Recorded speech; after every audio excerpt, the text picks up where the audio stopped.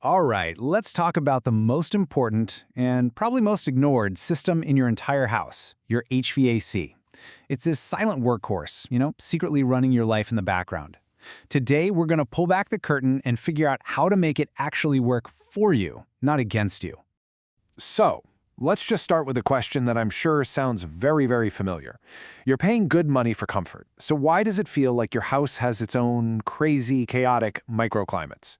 Well, that one little frustration, it's actually a clue that points to a much bigger story. See, here's the thing. Your HVAC system isn't just sitting there. It's constantly fighting a battle. Every single day, it's waging this invisible war against the weather outside and, honestly, the very bones of your house, all in the name of keeping you comfortable. So on one side, you've got your goal, right? Perfect, consistent comfort, nice low energy bills. Who wouldn't want that? But then look at the reality it's up against. I mean, take a place like Arlington, Massachusetts.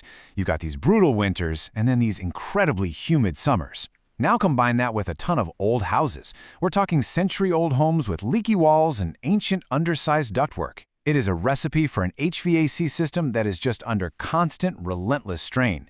And believe me, this exact same conflict is playing out in homes all across the country. So, how do you know when your system is starting to lose that battle? Well, the good news is it doesn't suffer in silence. It sends out some pretty clear distress signals. Let's just run through the most common ones real quick. First up, the absolute classic summer nightmare. It's a sweltering day, you crank that AC, and all you get is this: lukewarm, sticky air blowing back at you. That is a surefire sign something is seriously wrong. And you guessed it, here's the flip side, the winter version of that exact same horror story. The furnace kicks on, you're expecting that wave of cozy warmth, and instead, bam, a blast of icy air. Just the worst. Oof, this one hits you right in the wallet. If your utility bills suddenly just skyrocket, and you haven't changed your habits at all, that is a huge red flag that your system is working way, way too hard and just hemorrhaging energy to keep up. And here we are, full circle. Back to our original problem. Those hot spots and cold spots, they aren't just a funny little quirk of your house. They are a major symptom that your system is failing to get the air where it needs to go. Now for a term you might have heard thrown around, short cycling. This is when your system turns on and then off again, like a minute later, over and over. It never actually completes a full, proper cycle, and that causes massive wear and tear. It's a big signal of a much deeper problem. Okay, so we've seen the symptoms. Now it's time to put on our detective hats and find the cause. What is actually going wrong, inside your walls and in that big metal box out back? A lot of the time, the problem really is just simple wear and tear. I mean, think about it. Extreme weather puts a huge load on the system, which causes specific parts to give out. Igniters crack after firing up thousands of times in the winter. Condensate drains get clogged up from all that humidity in the summer. These are the mechanical breakdowns that are at the heart of so many of those frantic middle-of-the-night emergency calls. But here is where it gets really interesting. The unit itself, the furnace or the AC, isn't always the villain here.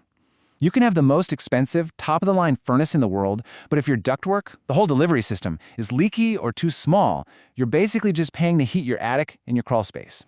And honestly, this all goes back to the day it was installed. A proper installation requires something called a manual J load calculation. Think of it like getting a tailored suit for your house. But if a contractor just eyeballs it and guesses the size, you almost always end up with an oversized system.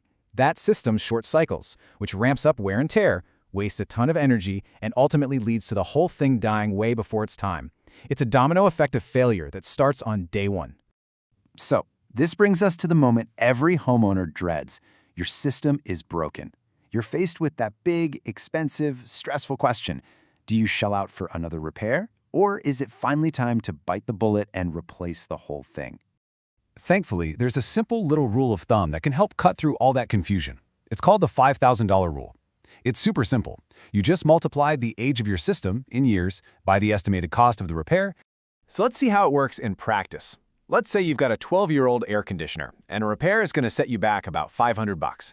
Okay, so 12 times 500 is $6,000. Since that number is over the $5,000 threshold, the guideline is telling you that replacement is probably the smarter financial move in the long run. And here's a huge reason why replacing it often makes so much sense. Just look at this efficiency gap. A system from 15 years ago might be wasting 30, even 40 cents of every single dollar you spend on heating. A modern, high-efficiency system, it wastes next to nothing.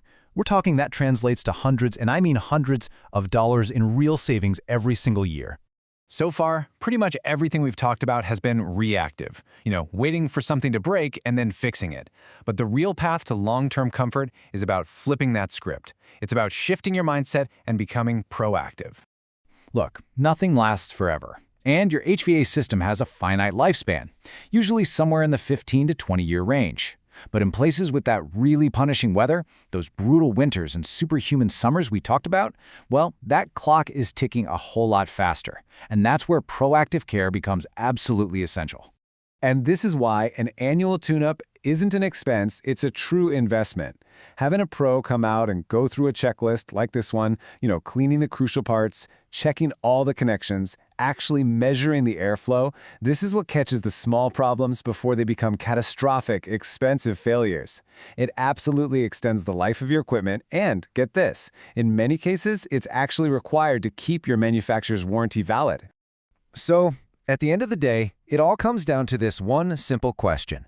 Your HVAC system can be a source of constant frustration and just wasted money, or it can be the invisible, efficient heart of a truly comfortable home. And understanding how it all works, well, that's the first and most important step to making sure it's really truly on your side.